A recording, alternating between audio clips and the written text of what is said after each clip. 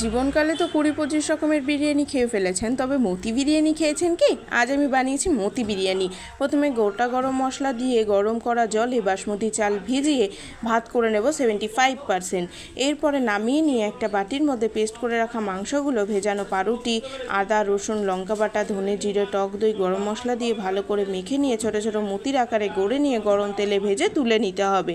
ওই তেলের মধ্যে ঘি দিয়ে পেঁয়াজ কুচি দিয়ে লাল করে ভেজে নিয়ে আদা রসুন লঙ্কা বাটা দিয়ে টক দই গরম মশলা গুঁড়ো দিয়ে কষিয়ে নিয়ে ভেজে রাখা মতিগুলোকে দিয়ে অল্প নাড়াচাড়া করে কষিয়ে একটা বাটিতে আলাদা করে রেখে দেব। এরপরে কড়াইয়ে 75% তৈরি করে রাখা ভাতগুলো দিয়ে কষিয়ে রাখা মতিগুলোকে ওপর থেকে দিয়ে আবারও ভাত দিয়ে ঘি জাফরান ও বিরিয়ানির রং দিয়ে ভেজানো দুধ, দই, বিরিয়ানি মশলা, নুন, চিনি দিয়ে ঢাকা দিয়ে 5 মিনিট দমে রান্না করলেই তৈরি মতি বিরিয়ানি। ভিডিও ভালো লাগলে লাইক শেয়ার কমেন্ট করে যাবেন। Thank you.